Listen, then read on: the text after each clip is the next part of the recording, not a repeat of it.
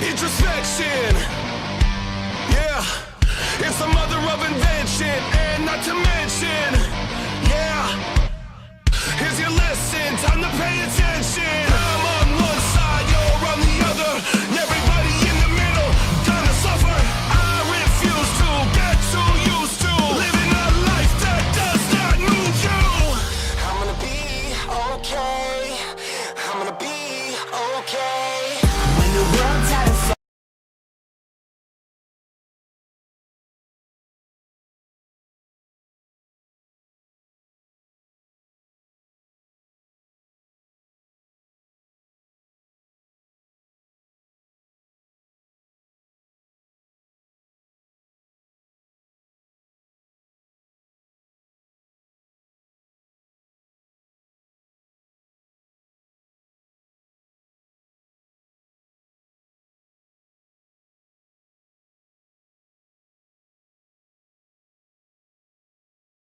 There are currently 118 elements in the periodic table, but could there be more? Maybe there's an infinite number and we could eventually discover unobtainium. But let's forget about unobtainium for a minute and take a look at good old ubiquitous carbon. Elements are defined by the number of protons they have. So carbon is carbon because it has 6 protons. It also has 6 and a bit neutrons. A bit? Because it has 3 naturally occurring isotopes. Carbon 12 and 13 are stable, but their heavier cousin carbon 14 is radioactive and has a half-life of around 5,500 years. The half-life is a measure of the time it will take for half of the atoms in a material to radioactively decay. That's how we do carbon dating. We just check how much carbon 14 is left in something compared to if it was new. Fortunately for us, most carbon isn't radioactive, and 5,500 years is a pretty damn long time, so we don't exactly consider carbon to be a radioactive element. As elements get heavier, they tend to become less and less stable. In fact, these elements don't have any stable isotopes. Each square in this graph is a different isotope of every element we've ever discovered. This black line shows all of the isotopes that are stable. This is called the valley of stability, and every other isotope is radioactive in one way or another. But why does the valley end after elements have more than 82 protons? To explain this, let's take a look at a stable nucleus and how its neutrons and protons interact with each other. There are 2 fundamental forces at play here, the strong nuclear force and electrostatic repulsion. The strong nuclear force is a force that holds neutrons and protons together. Conversely, electrostatic repulsion causes protons to repel one another. So as elements get heavier and heavier, the number of protons will increase, and this repulsion becomes larger and larger, eventually outstrengthening the formerly strong nuclear force, and all heavy elements eventually become unstable. At a certain point, this repulsion will be so large that elements won't be able to form in the first place. This isn't good for our hope of an infinite number of elements. To understand why, let's take a look at the predicted half-lives of isotopes with more than 82 protons. If we quickly draw an extension of the valley of stability, we see that these elements are radioactive but have quite long half-lives. But the further we move from this line, the less and less stable these isotopes become, with shorter and shorter half-lives. But if we zoom out a little bit further, we find this, the island of stability, where a cluster of isotopes have uncharacteristically long half-lives. But this doesn't quite answer the big question: how large can an element get? There's a bit of a folk legend amongst physicists that Richard Feynman once did a back-of-the-envelope calculation to show that any element with an atomic number of 137 or greater would have its lowest energy electron travelling faster than the speed of light, which is impossible. In reality, if this folk legend is true at all, this was likely just a playful exercise, rather than any proper science. In a more serious bit of science, Feynman did confirm that elements above an atomic number of 137 might cause some issues. This slightly scary looking equation tells us the energy of an electron. If we look at elements with more than 137 protons, it turns out their energy would have a square root of a negative number in it. This is definitely breaking the rules a bit, and is often a handy tool physicists use to prove the non-existence of something. But this also turned out to be a little bit of an oversimplification, with modern calculations presenting the possibility of elements all the way up to an atomic number of 172. Since then, a range of potential extensions to the periodic table have been presented, each of which ending somewhere around 172 electrons. However, some theoretical physicists have gone a bit further than that and come up with a hypothesis called the continent of stability. The idea is that if nuclides get heavy enough, there would no longer simply be atoms with neutrons, protons and electrons, but rather the neutrons and protons are broken apart into up and down quarks. This would result in a kind of free-flowing soup known as up-down quark matter, and could possibly only exist under the colossal pressure of a supernova or the famously dense neutron star. Whilst these aren't really elements anymore, because they don't have neutrons, protons and electrons, they can keep increasing in mass somewhat indefinitely, and are even stable to certain types of radioactive decay, so maybe they'll be the key to finding heavier and heavier particles. So, we don't know exactly, but based on our current understanding of physics, we know that the periodic table may end somewhere around an atomic number of 172, and that unobtainium probably is unobtainable, but the continent of stability may be our route into understanding heavier and heavier matter. I hope you enjoyed watching. In the next video, we'll discuss how this ambitious looking donut could be the solution to both the climate crisis and global inequality. So if you enjoyed this, be sure to subscribe and click the little bell.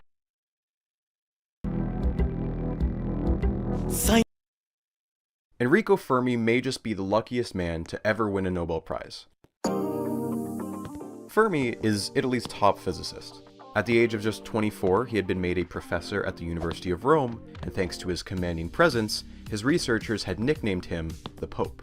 Unlike the Pope, though, he was broke. Italy's dominance in science had long fallen off since the days of Galileo. If they needed a piece of equipment, they built it from homemade scraps. If they needed protection from radiation, they would sprint back and forth down the hall to avoid getting a lethal dose of whatever chemical concoction they had just made. You see, they were trying to do the unthinkable. They were trying to create a new element. The periodic table back in Fermi's time looked a little like this. Similar to what you're familiar with, but with a lot of pieces missing. You'll notice a few gaps in the middle regions, specifically elements like technetium, francium, astatine, and promethium. But the biggest missing piece is at the bottom. We're missing like a full row and a half. What you see here right now are all the chemical elements that humans had found in nature. Just sitting around in the atmosphere as gases, in the ground in rocks, even a couple liquids. Many of them are stable.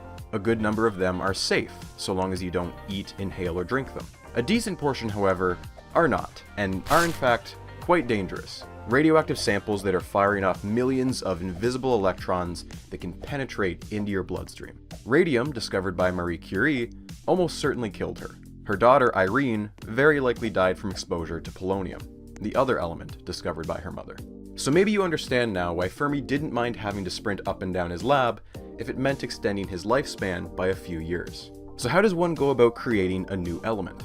Well, on paper, it's simple. You add or remove protons. Hydrogen has 1 proton, helium 2, lithium 3. And if you keep doing this, count all the way up the periodic table, you'd eventually get to the heaviest element in the known world up to that point, element 92.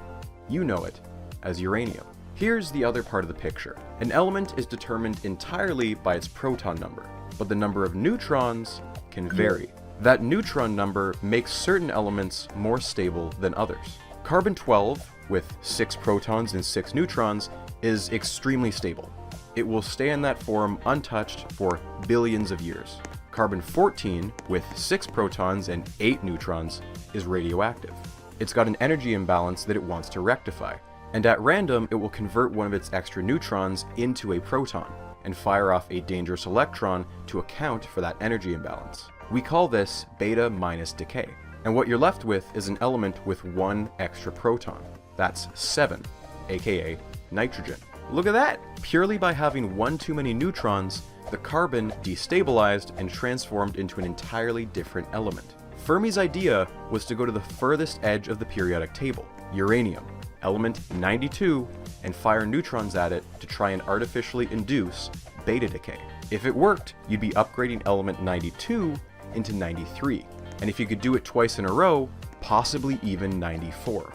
Here's a fun problem though. How do you even know if you've created a new element? After all, you don't know what it looks like or what its chemical properties are. In this case, Fermi and his team had to rule things out by verifying which elements they hadn't created. They compared the result with the chemistry of all known elements down to lead, element 82, and couldn't find a single match. Unstable elements often lead to something called an alpha decay chain. That's when a nucleus spits out 2 protons and 2 neutrons. It leads to a leapfrog effect, where element 94 turns into element 92, then 90, 88, and so on, until they reach a stable element, which is often lead. The other possibility was that they had succeeded. They had made elements 93 and 94 for the very first time. The discovery catapulted Fermi into overnight fame. He was Italy's pride and joy, and obviously, he got first dibs on naming those 2 elements. Although he was under a lot of pressure to name the element after a symbol of ancient Rome, fascisium, from the word fasces. Recently, however, the symbol had taken on an entirely new and terrifying meaning. It was the symbol of fascism, and the man pushing for the name was none other than Benito Mussolini. Yeah, Fermi did not follow this suggestion. 4 years go by. It is November 10th, 1938. 2 things happen that day. In Germany, it's the Night of Broken Glass. In Italy, a wave of anti-Semitic laws are introduced. Fermi's wife Laura was Jewish, and her passport was on the edge of being revoked. So when the phone call came in that day at 6 p.m. that Enrico Fermi had won the Nobel Prize in Physics, their family didn't think twice. Fermi, his wife, and his children packed their bags and immediately traveled to Sweden. They did not return to Italy, and instead settled in the United States. And almost immediately after they arrived there, Fermi got the news. He had been wrong. He hadn't created elements 93 and 94. He had done something much crazier. He had made an atom explode. When Fermi declared that he had made new elements, he did so because the chemical properties didn't match up with anything as light as lead. Turns out, he should have looked even lighter. A group in Berlin had repeated his experiment, and they saw something really unexpected. They were seeing krypton and barium, 2 elements that were far too light to be the result of an alpha decay chain. But if you add up their proton numbers, 36 and 56, you get 92, uranium. Fermi had split an atom in 2, a process that releases an absurd amount of energy. In reality, Fermi had discovered nuclear fission, a discovery that would go on to fundamentally reshape the upcoming war that he had just fled from, a discovery that would go on to dictate a global power struggle that would last for half a century. Entirely by accident, Fermi had falsely claimed the discovery of 2 new elements, and half a century later, one man would make a similar false claim, but entirely on purpose. This is a story about Viktor Ninov and the race for the periodic table. I gotta show you something. This is the periodic table. I'm betting you recognize it, but it doesn't show the whole picture. Each element has a unique number of protons, but each element can have any number of neutrons. We call these nuclides. Some are more stable than others. There are dozens of elements, but there are thousands of nuclides.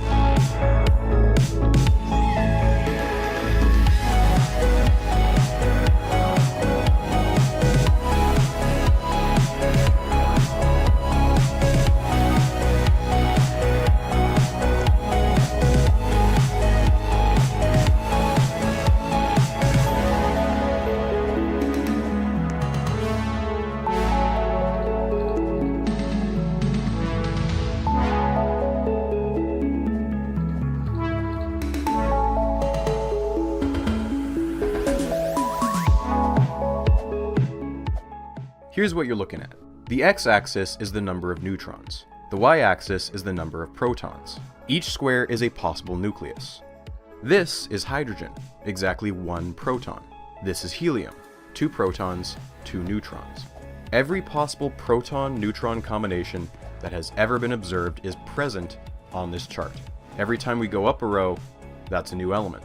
I don't think my audience has a lot of overlap with football fans, but if it does for some weird reason, think of this as scoregami, but for chemistry. A checklist where we mark things off that didn't exist before and maybe never will again. See, inside a nucleus is a pair of competing forces. On the one hand, you have the strong nuclear force. At extremely short ranges, it is able to glue together protons and neutrons into bundles. But on the other hand, you have the repulsive electromagnetic force. Protons all have a positive charge, and thus want to push each other apart. Only when the strong nuclear force can overcome the electromagnetic force can you have a stable nuclei. The neutrons, which are electrically neutral, serve as a kind of packing material. Because they don't repel each other, they can act as a buffer for the protons, making a nuclei more stable. Notably, the same element can have different numbers of neutrons, with some being very stable and some decaying immediately. We can actually see those stable nuclei quite clearly. They are the tall pillars in brown. The height on this chart represents the half-life of a given nuclei. A single half-life is the time it takes for a sample to be reduced by 50%. The taller it is, the more stable it is. One thing you can see is that for the lightest elements, the most stable combinations are those where the proton number equals the neutron number. See this line? Perfectly balanced. You can trace this line from hydrogen up until about calcium, and then the trend starts to diverge. For most elements, it's actually more stable to have more neutrons than you have protons. If we follow the path all the way up, we end up at lead. This is the path of stability. As soon as you stray even a little bit from that path, you plunge into the realm of radioactivity. The red pillars here are essentially stable, with half-lives in the billions of years. But by the time you make it to the oranges, you have a half-life in the minutes. A couple hours go by and a sample could be reduced to nothing. And if you touch the water, in blue, those half-lives are in the seconds. And the deep blue, well, that's milliseconds. Or in the worst cases, the half-life is so short we can't even measure it. For some of these nuclei, there's a good chance there's only ever been one of them in existence in the entire universe. A nuclei so unstable it could never occur on its own, but we forced it to. The beauty of this chart to me is that it's almost like a topological map of our journey through the periodic table. Like a mountainous peninsula surrounded by a raging sea of radioactivity. The sea even has tides. Way up here in this chasm, you'll often get swept away in an alpha decay chain. That's when an element spits out 2 protons and 2 neutrons. It moves 2 spaces diagonally downwards, like this. A cascade that doesn't stop until you reach a stable element. On the south side of the mountain pass, there's a different type of tide. Fermi's beta minus decay. You lose a neutron, but gain a proton, like this. If you're smart, you can use this to go up a step, potentially creating a new element. But on the other hand, to the northern side of the mountain pass, there's beta plus decay. You lose a proton, but gain a neutron. No matter where you are, however, every part of this sea is fighting you. The tides of radiation always lead you back to the same place. No matter where you started, eventually you get pushed back to shore, to the main path of stable nuclei. Some people refuse to accept this. They push back, trying to explore more of the sea and potentially uncover more and more land. Enrico Fermi was one of the first. Fermi began his journey here, and he made it as far as the uranium chasm. Over the course of the next 50 years, several different labs would make the same pilgrimage up this mountain, and every new pilgrimage would fill out more and more of this chart. The protagonist of our story, the intrepid Viktor Ninov, claimed he had made it up to here. It's pretty far, huh? To meet him, we've got a bit of a journey ahead of us, and we're gonna need some help. To cross this sea, we're going to need a captain.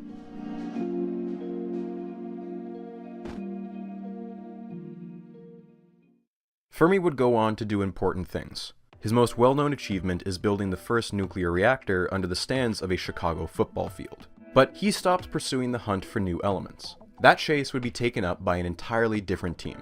The discovery of the real element 93 was weirdly unceremonial. On the west coast of America at the University of California, Berkeley, American physics was in full go big or go home mode. Berkeley at the time was home to the world's biggest cyclotron, the best tool in the biz for element hunting. A cyclotron is a type of particle accelerator. It uses magnets to rapidly spin charged particles around in circles and then smashes them into targets. Now, this isn't one of the multi-mile rings that you're probably thinking of. Those are actually too powerful for making new elements. For this, you need something a bit more delicate. Berkeley's state-of-the-art tool was 60 inches in diameter, and it could pelt a uranium target with neutrons, again hoping for Fermi's predicted beta decay.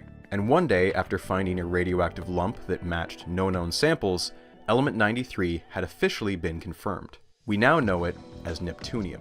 The credit for this discovery went to